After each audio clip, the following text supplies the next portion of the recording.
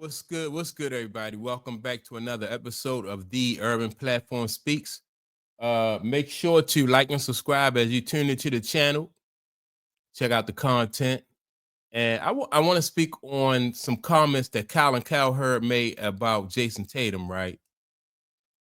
But before I play the audio to what Colin Cowherd said about Jayson Tatum, I want to just say that, like, with the Boston Celtics just had two games where they collapsed, basically gave up 20-point leads to the Knicks. And like throughout the regular season, they basically handled the Knicks and made short work of the Knicks. But in this playoffs, the Knicks playing with, they just playing with a whole lot of heart and a whole lot of confidence, and was able to come back two games in a row. Now the Boston Celtics find themselves down two games. They down 0-2 in the series. Now, and a lot of the fallout and a lot of the criticism is going against Jayson Tatum. And I think for good reason.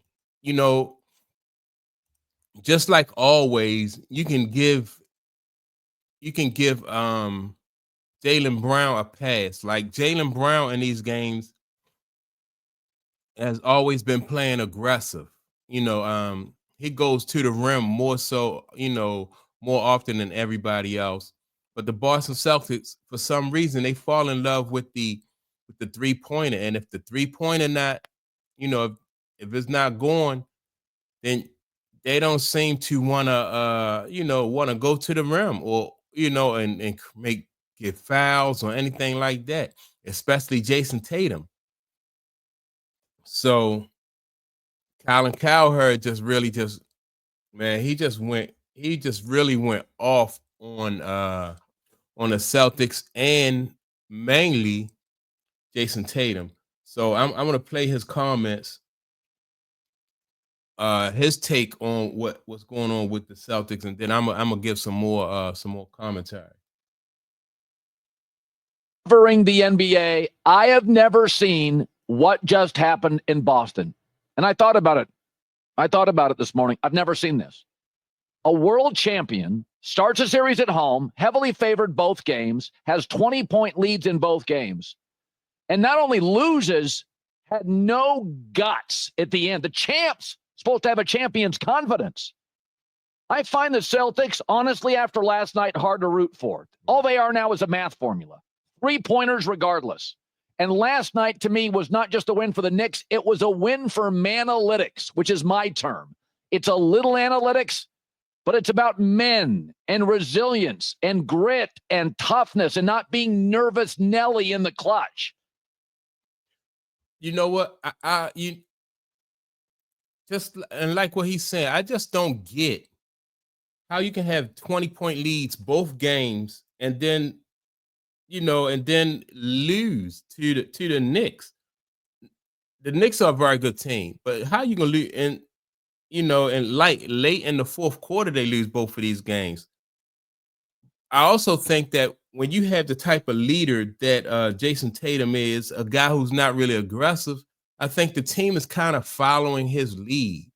And they going for like I said, with the exception of Jaylen Brown, everybody's following his lead and shooting a whole bunch of 3-pointers. I just think that, I never seen anything like this either, with a team that's really, I think we hold up. Yeah, with a team who if a really Bitcoin just, was the size heavily favored in a series, and then they pull this. So I'm gonna get to some more of what Colin Cowherd had to say about Jayson Tatum. Let me see if I can find it on here. I need my glasses now.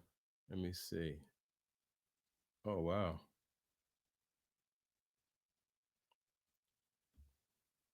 Hold on, bear with me 1 second, because I just thought this was funny what Colin Cowherd said about Jayson.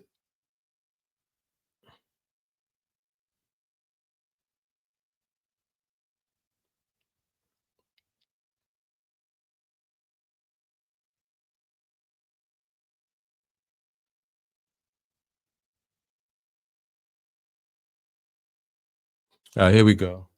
And figuring out a way to put together a full This 40 right minute here game. is So let's now focus on Jayson Tatum. Can we finally put this to bed? He's the face of the league.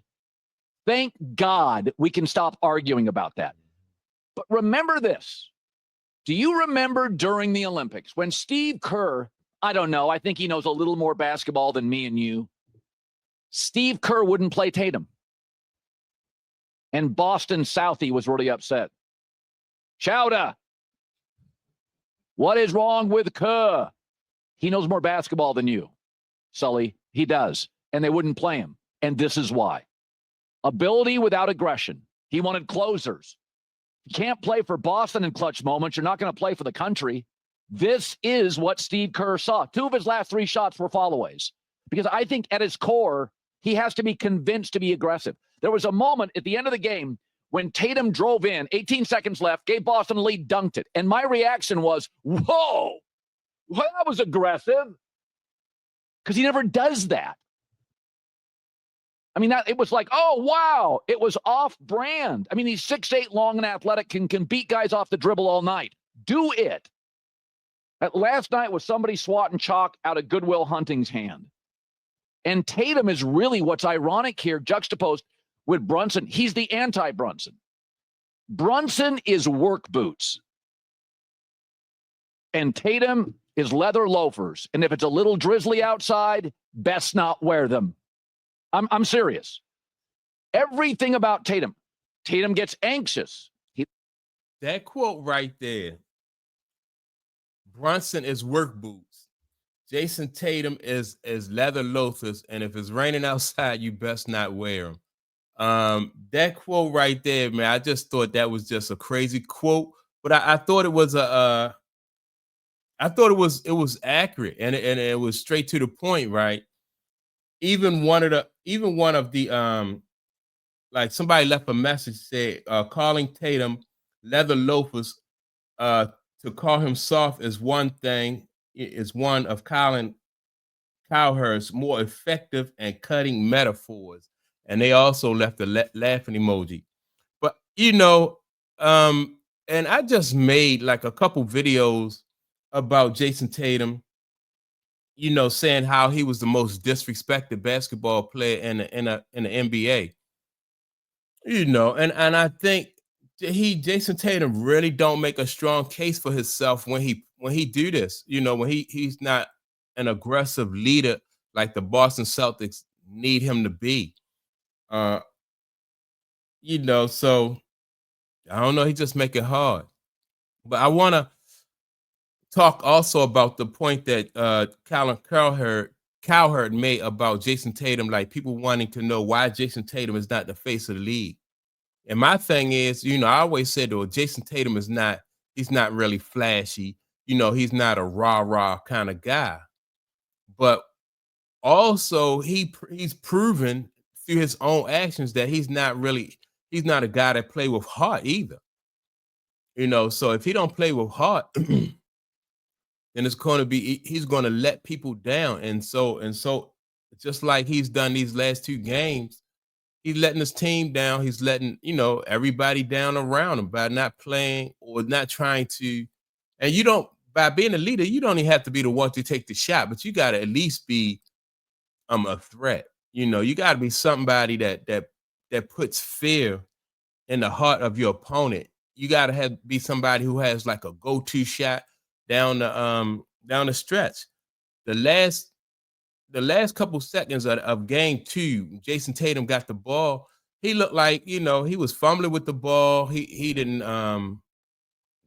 and he tried to pass the ball at the last second. He turned it over. You gotta, if you that dude, you gotta at least get a shot off. And he didn't even get a shot off. And that's not for somebody who wants to be considered the face of the league. That's not, a good look. So, and as far as Steve Kerr not playing him in the Olympics, he making Steve Kerr look good for that. I thought when Steve Kerr didn't play him in the Olympics, I thought he was going to come back on a mission this year and come back with, with a chip on his shoulder, but that don't seem to be the case. This guy has just turned the ball over and not playing aggressive, and it's not really it's not a good look. He's not really making a case for himself.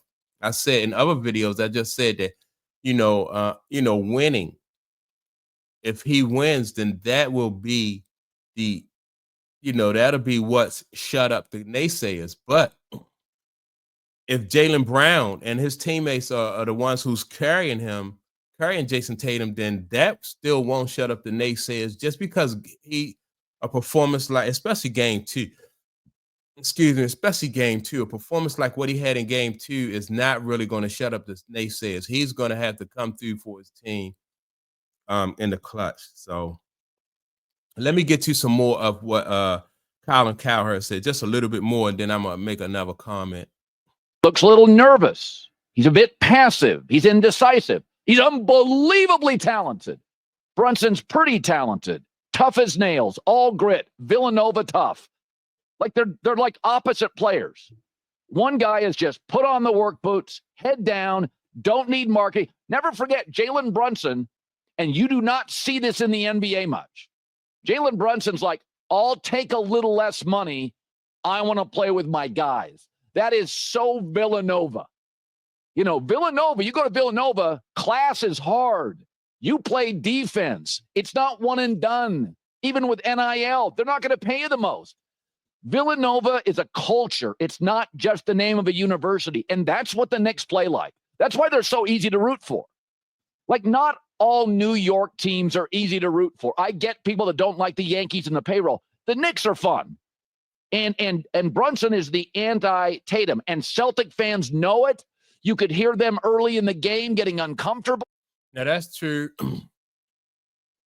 Celtics fans don't really seem to have a lot of confidence either in Jayson Tatum, in situations like this in close games. They just got, they was kind of a little, they was a little bit worried when they those 3-pointers that the Celtics stopped going, and then, they was shooting threes and then missing them, and then Brunson was coming down and hitting twos, and who's the other guy?